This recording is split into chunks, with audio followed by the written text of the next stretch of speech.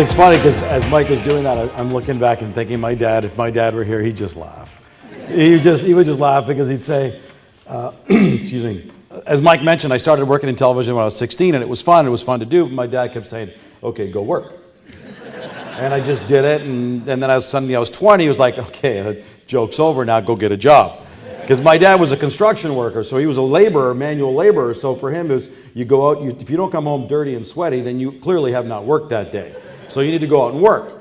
I'm now older than 30 and 40 and more than that, and my dad's still like, okay, let me see if I understand this. They really pay you to do this. And I said, yeah, Dad, thank God, because I've got 2 full-time kids in university now, and another one that's going to get there soon, so yeah, I better be getting paid for it. It's a great pleasure to be here this morning. Thank you very much. I hope you don't mind if I pick up this microphone and walk around with it. I work behind a desk during my day job, and so it's a good opportunity to get out from behind it. As Mike mentioned, I started when I was 16 years old. I never did it because I thought one day I want to be on TV. I just did it because it was fun. I did it because I enjoyed it, and then they started paying me for it, and I thought, okay, this is cool. This is really cool. My first job I actually got at Sportsline. You guys remember Jim Taddy in the old days of Sportsline? That was the flagship first half-hour show. I started working there in the early 80s. I walked in off the street. All I had done was cable TV, local volunteer work, which I wasn't paid for. And I walked in and I said, listen, I'd like to work for you because you're the best in the business. He goes, yeah, there's a lot of people that would like to work for me. Why should I hire you? And I said, I'll work for free. He said, okay, you're in. So I worked for free for about 3 months, and at the end of the 3-month period, I went to him and said, okay, I promised you 3 months. Thanks for the opportunity. He goes, well, where are you going? And I said, well, I'm not going to work for free the rest of my life. He goes, no, I'll pay you. So I worked there for Sportsline for a couple of years and then went over to TSN. How many of you guys remember the Seoul Olympics, 1988? The little bit of news broke there. That was my big break in the business. At TSN, we have what's called the TSN turning point, the moment in the game or an event where everything shifts, everything completely changes, the momentum, everything. 1988 was that year for me.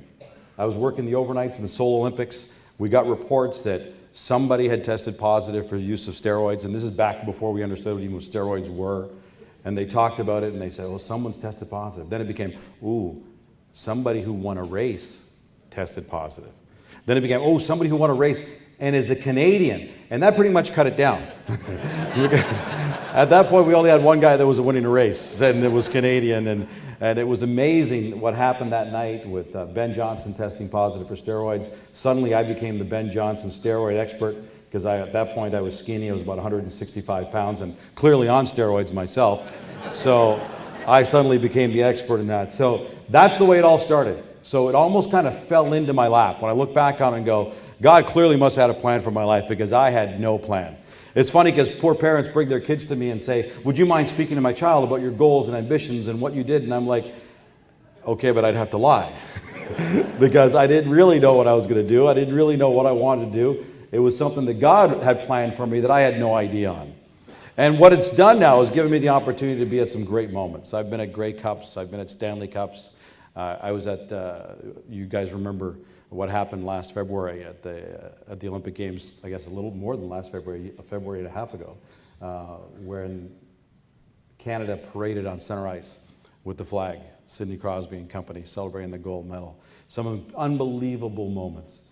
It's brought me to some unbelievable places. And what it's given me is a phenomenal platform to go out and do other stuff that I really feel I really, really want to do. Because let's face it, what we do is just entertainment. It's fun. It's fun, but there are way more significant things in life that I've been able to do now because of that opportunity. Jody was sharing about the fact that they got a chance to go to Africa. A number of years ago, I got a chance to go to Africa, and to see what's going on there is absolutely unbelievable. Unbelievable. And we're left walking away and going, we have so much, they have so little. And yet they have some things that we don't have. I remember one time, one of the days that we spent shooting, we went to a little village, and outside the village there was a little hut that was completely on its own, separated from the rest of the village, because his family had been ostracized.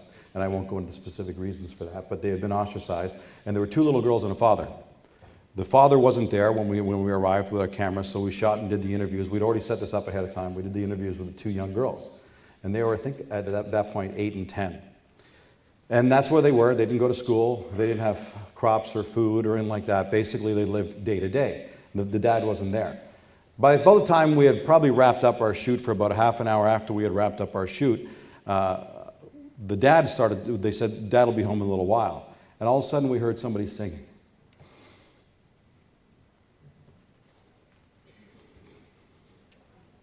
We heard somebody singing, a voice singing, and we thought, when you look around in Africa, the last thing you expect to hear is somebody singing.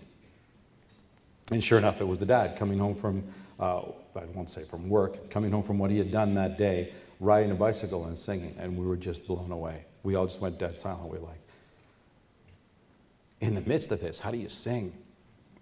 And through an interpreter, we sat him down, set up the camera, and interviewed him. And basically the gist of what he said was, I have everything. I have my children, and I have my God. What else could I ask for? And it's moments like that that it kind of puts it all in perspective, and you go, man, I lost sight of what's going on. It's interesting, what we've seen is a shift in television, and specifically in my role. My role when I first started in the television industry a number of years ago, we were all about entertaining. We were constantly told by everybody, just keep people entertained, just keep them entertained. If you keep them entertained, your goal, they'll come back because they were entertained. Well, our society, as you well know now, has shifted. No, entertainment is no longer good enough because entertainment's everywhere. Entertainment's on the internet, entertainment's when you step outside your door, entertainment's on TV, on your computer, everywhere. So it's completely shifted from what it used to be, which was purely entertainment, to now informing. If you can't inform your audience constantly, because we have an insatiable, voracious hunger for information. We always want more information. No matter how much information we have, we want more and more. It used to be that you would just say, I'll look forward to the 6 o'clock news to find out what happened today. Now it's no longer good enough. You can't wait for the 6 o'clock news. It used to be that we all wanted to acquire things, acquire possessions. Now all we want to do is acquire information. Look at the different sources that we have now. The whole social media, texting. People are constantly on their phones. And you're on your phones like, did you hear what happened? Did you hear what's going on? This is what's happening tonight. Here's where we're going tomorrow. Did you see this video? Did you see that? Video's gone completely viral. You'll see a video, is it Suzanne Boyce? Is that her name? Suzanne Boyce, the singer? The lady? Boyle, sorry. Suzanne Boyle. See, I'm all about information. I don't get it right, but I have information. Susan Boyle, who did Britain's Got Talent, I guess it started Britain's Got Talent, she sang that song, and she went from the cat lady, they used to call her, because she hung around at home with her cats on her own. No one knew who she was. No one liked her. She had no money. She had no future, nothing. Till one night she sang a song. It hit the internet, went viral. Millions and millions and millions of people viewed that on YouTube and other sorts of video. Overnight, she became a multimillionaire. And now you can't go anywhere without seeing her face. Not everybody remembers her name, apparently, but you can't go everywhere without seeing her face. There's Facebook, there's Twitter. It's interesting, at my age, I'm on the air now on a nightly basis saying, hey, got a question, tweet us, or follow me on Twitter tonight. You want to talk more about this? Join the conversation at Facebook. I have no idea what I'm talking about. I have no clue. We were at the Olympic Games in Vancouver, and one of our PR guys said, Gino, people are watching the show in the morning. They want to know how they can follow you during the day to find out what you're doing. And I said, well, I'll tell them tomorrow morning. And they said, no, that's not good enough. You got to tell them now. We're going to put you on Twitter. I said, okay, is that bad? Honestly, I had no clue what Twitter was at that point. I wasn't following anybody. I had no idea. I had people talking about it. I pretended to just kind of, yeah, Twitter, yeah. No clue. They hooked me up on my BlackBerry. Now I can't go anywhere without telling people what I've done. And people follow it, and it's just insane, our desire and our appetite for that kind of stuff. What's happened is we have gone in the media business, and I'm going to let you in on some inside scoop here. What we do in the media business is create a need. Because it's not good enough just to tell people things and inform them. In order for me to encourage you to follow me on Twitter, and for me to encourage you to watch our show, we're on Monday to Friday at 7 o'clock, I've got to create a need to you. I've got to tell you why it's important that you know this. So we call them teases, we call them bumpers, we call them headlines. Little things like, hey, wait till you hear what happened with Jordan Tutu today. We're going to tell you about his suspension. Why did Jordan Tutu get suspended for 2 games? I'll tell you tonight at 7 o'clock. And now some of you are like, who the heck is Jordan Tutu? And it's like, I'm Googling that when I get back home to find out what that was. Am I right? That's what we do now. We've created a need. We've created a vacuum. A lot of times people think of a vacuum. You think of a vacuum cleaner and it sucks up dirt off the ground. Well, that's what we're all about in the media business. We're about creating vacuums. And I just found this out as I was kind of researching for this. Do you know how a straw works? Have you ever thought about how a straw works? Like people go, yeah, I suck and pop comes out of the straw. Well, the way a straw works is by sucking, you're creating a vacuum in the straw. And what happens is once you create the vacuum in the straw, the fluid, whatever it is, a pop or whatever it is, goes into that vacuum. And you've also created a vacuum inside your mouth. And it goes out of that vacuum through the straw, out of the vacuum in your mouth and down your throat. And that's how it works. A lot of you go, well, duh, Gene. The 2 points there. One is I had no clue that's exactly how it worked. I just did it. That's how it worked. But two, more importantly, understand that that's what we in the media do, is we are constantly trying to create a vacuum. And you'll experience it on your own. One of the ways is by creating an information vacuum. We tease you by saying, did you hear about this or did you see that? So all of a sudden now you want more information. We tease you in commercials with, why do you buy stuff? Because we put on the commercial telling you why you need that. You could be watching television and not be the least bit hungry. Well, man, I used to host the sports desk and Sports Center, late night shows at 11 o'clock, and right in the commercials, we'd have these stupid keg commercials. And I'm not slamming the keg, but what happened was you'd see a sizzling steak, and all of a sudden, I'm not the least bit hungry. But now I'm watching a steak sizzling and thinking, oh, I'm hitting the keg on the way home because I'm hungry. It suddenly created a vacuum and need in me that I didn't have before I saw that commercial. It's all about that. We're all about experiencing certain things in our lives that suddenly we feel like there's something now missing. And some of the vacuums are natural. An innate desire for us to learn. When you're a child, you learn, you grow, you find out more information, you want more information. There's more words all of a sudden. There's more things you can do. There's more foods you can taste. And it's that vacuum, it's that need all of a sudden that I want to learn things. Some are man-made vacuums, like the ones I was just talking about. The fact that all of a sudden we are helping you to see a need that you didn't think you had. A place to go that you didn't think existed, and all of a sudden, well, now I got to go there.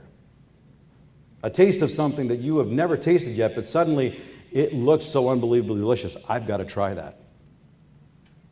Another vacuum, and this is the one I want to get to, is we're just now coming to understand vacuums that we were born with in our lives. Blaise Pascal, who was a French philosopher, a mathematician, and a physicist back in 1623 to 1662, wrote this: "There is a God-shaped vacuum in the heart of every man which cannot be filled by any created thing, but by only God, the Creator, made known through Jesus Christ." C.S. Lewis is a wonderful author. You may recognize C.S. Lewis has written the Chronicles of Narnia, The Lion, the Witch, and the Wardrobe, that have been made into movies most recently. A brilliant series of books, a brilliant man who basically did two things in his life. He talked to his peers to figure out where he was wrong and where he was right, and then he wrote to communicate those things. And here's something C.S. Lewis wrote in a book called Mere Christianity. "Creatures are not born with desires unless satisfaction for those desires exists. A baby feels hunger, so there's such thing as food. A duckling wants to swim, well, there's such thing as water. Men and women feel sexual desire, well, there's such thing as sex. If I find in myself," and this is the crux, "if I find in myself a desire in which no experience in this world can satisfy, the most probable explanation is that I was made for another world. Earthly pleasures were never meant to satisfy our desires, but only to arouse this awareness to suggest the real thing, a relationship with God." These are the words from C.S. Lewis in Mere Christianity. God, you see, created us for a relationship with Him. People go, well, why did God create people? Why did God create people with choices specifically? Why did He create people with an opportunity to sin? God created us for a relationship with Him. And if we don't have that relationship with Him, suddenly there's something missing. Suddenly there is a vacuum in our lives. That is a God-created vacuum. In much the same way that we create a sense of need for that steak, or a sense of need for that taste, or a sense of need for that place, or a sense of need for that information, God created a sense of need in each and every one of our lives. The question is, how do we fill that vacuum? And there are many different ways that we can do that. And there are many different ways that we've chosen to do that. The question is, are you happy with what you're putting into that vacuum? And a lot of us have decided the way we're going to fill that vacuum is through possessions, through material things. And a lot of time for the short term it works. George Carlin was a comic who was a number of decades ago. Some of you may remember him. If you do remember him, many of you remember him, that he was very vulgar at times. He was very famous for the 7 words you can't say on TV, and he said them all during his routine. I'm not going to go into the 7 words you can't say on TV, but there is one thing. He was a very bright man. He was a man in a lot of pain. He was a man looking in a lot of wrong directions, but he was a very, very brilliant man. And he once wrote this in one of his routines, a routine he called Stuff. You know what your house is? A place to keep your stuff. If you didn't have so much stuff, you wouldn't need a house. A house is just a pile of stuff with a cover on it. You see, everybody's got a little pile of stuff, all the little piles of stuff. And when you leave your house, you got to lock it up. Wouldn't want somebody to come up and take some of your stuff. Yep, that's what your house is, a place to keep your stuff while you go out and get more stuff. Brilliant, is it not brilliant? And now it goes on and on and on, and he talks about how the fact that when you go to on a vacation, you grab some of your stuff, and then you take that with you. And when you're on vacation, and then you go on a day trip, you grab your most important stuff, and then that's the stuff with you you've got on that one day trip. And then when you go on that one day trip and you go out for dinner, then you got to take your really, really, really important stuff, and then you take that really, really important stuff out for dinner because no, you don't want anybody stealing your stuff. And then at that point, you realize what you've got left at that point is all the stuff that really matters. When all the other stuff is gone, the house, the clothes, everything else is gone, that's all that really matters. Who discovered that more than Stephen Jobs most recently? If you're looking for somebody who's got a lot of stuff, he's got a lot of stuff. And if you read his book, you'd realize that when it all was said and done, he was left wondering, what was all the stuff about? I mean, there are very few humans alive who had as much money and stuff as he had. And yet, at the complete opposite end of the pole of where Stephen Jobs is, was that father singing, coming home from work. Because the only stuff he had was his kids and his God. August 8, 2006, and I didn't know if I was going to share this with you, but I will share this with you. I had a lot of stuff. It was my birthday, so I remember the date very clearly. It was August 8th. I had a wife, 2 kids, tons of cash, doing quite well, feeling very good about life. And then on my birthday, I found out that my wife was gone. And I was left with 2 teenage kids, no sense of what I was going to do from that point on. And at that point, I was reading in my Bible the book of Job. For those of you who know, you know exactly what I'm talking about. For those of you who don't know what Job's all about, it's a story about a man who had a lot of stuff, who had a lot of possessions, who had a big family, and gradually he lost it all. It was all taken away from him. And in God's sense of humor, that's where I was during this time when all this stuff happened. But I was thankful because what I did have was some very, very strong people in my life. My pastor, my best friends, my kids, who had poured into my life some very significant information that basically said when everything else is gone, is God in your life? When everything else is, and I just prayed to God, God, just don't take away my kids too. You can have everything else, but just don't take away my kids. You see, because stuff is good when everything is good. It's okay. You feel good. You don't notice the vacuum so much when everything is good. There is no vacuum because you got a great car, you got a great job, you got a great family, you got a great house, you got some great stuff. So you don't notice the vacuum. You can shield that vacuum. You can fill that vacuum in your life with a lot of other stuff when everything's good. But then what happens? When all of a sudden you've lost your job, the market takes a dive. All that security that you had is suddenly gone. A death of a loved one, a marriage breakup. Then what happens? Then you're left with that vacuum and nothing else. So the question is, my first question I want to ask you is, what are you putting into that vacuum in your life? What's in there right now for you? And are you confident that if all of a sudden things started falling apart, you're still okay? That's the first question. The second question, I think this is just important, is what are you doing about pouring stuff helping other people to fill the vacuum in their lives? What are you doing for other people who are significant, for your children, for your peers, for your coworkers, for the students you work with? What are you doing for them in terms of helping them fill the vacuum? I remember Charles Barkley. Remember a few years ago, Charles Barkley got himself into trouble, and he basically didn't apologize for what he was doing. He came out and said, I'm no role model. Don't look at me as a role model. Don't look at my life and say, that's what I want to do. I live my life. I'm not a role model. I got news for you, folks. Every single one of us in here is a role model, whether you know it or not. Because every time you open your mouth, somebody's listening. Everything you do, somebody's watching. Sometimes you find that out because you start paying attention. Other times you find it out in a very difficult, harsh way. I found that out difficulty sometimes with my kids when I realized something was going on that all of a sudden I saw, wow, that's me in them. A great thing. Do you have that video, guys? You all set with the video? Yeah. I want to show you a video, and this is a couple in our church, and it just kind of happened a few days ago, so God's timing is amazing. There's a mother, daughter, and her little boy, so it's 3 generations. You following me here? This just happened a few days ago.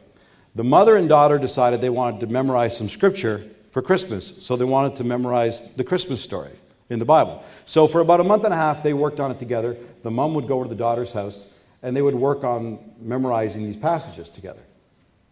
The mother one day was standing in front of the mirror, saying it out loud, trying to memorize it, and then all of a sudden something very unusual happened.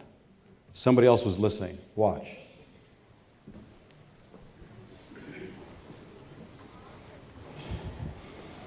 In your shakers, the relatives in the garden keeping watch over the flocks by night. An angel lawyer appeared to them, and the glorious love shone all around them, and they were terrified. But the angel said to them, "Do not be afraid. I can feel the news and rejoice before me today."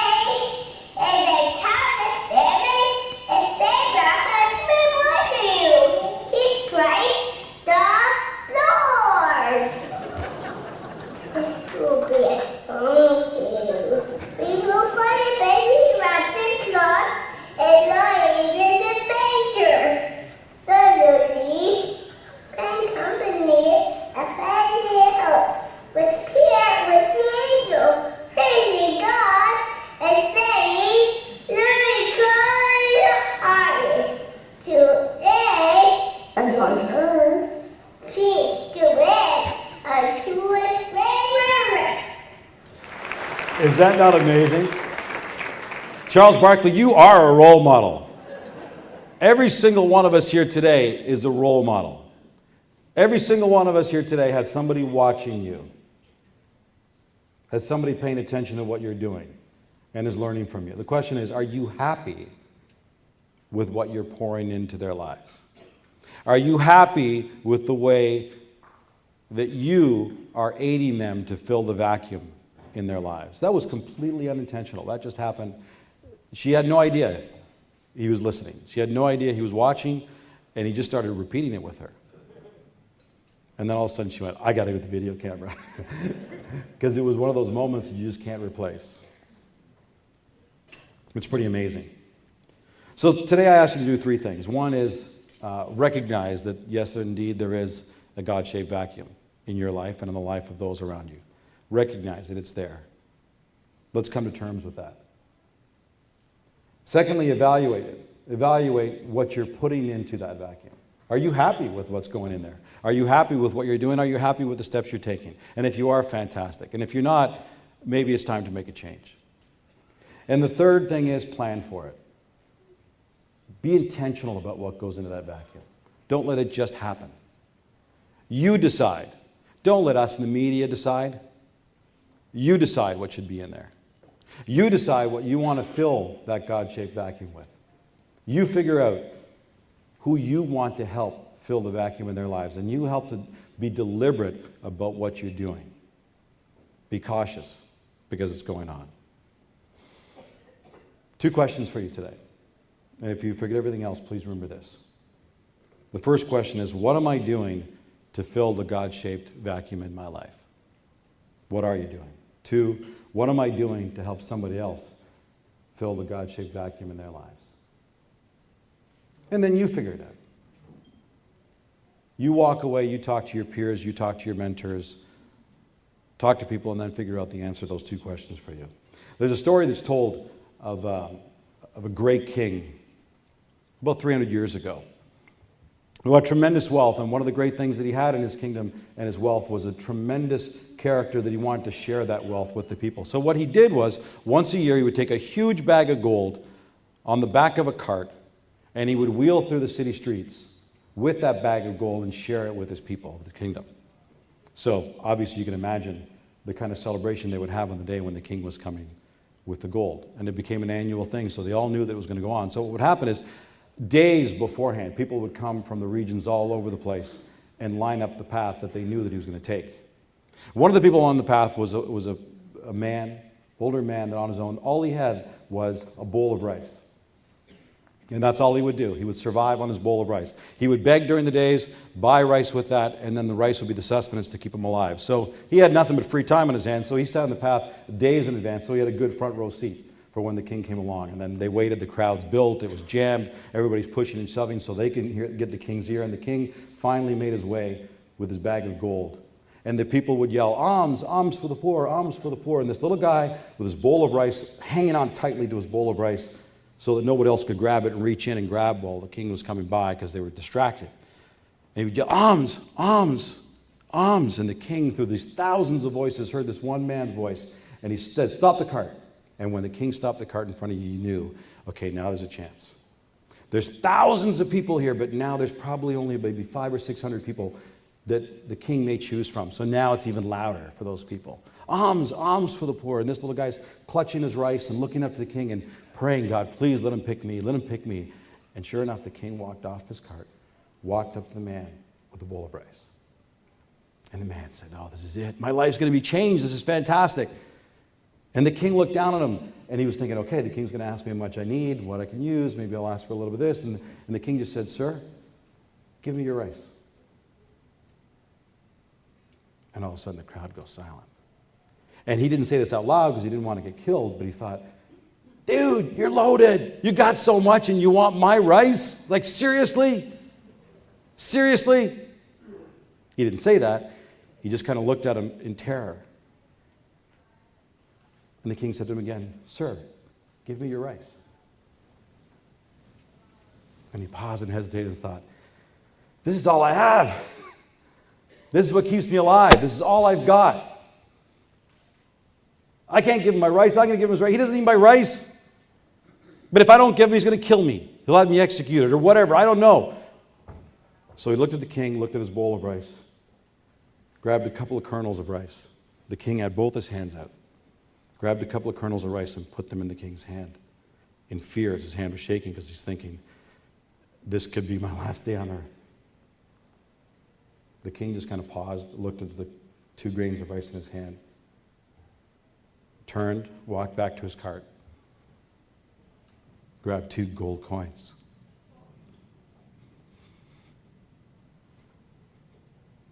brought them back, and gave them to the man.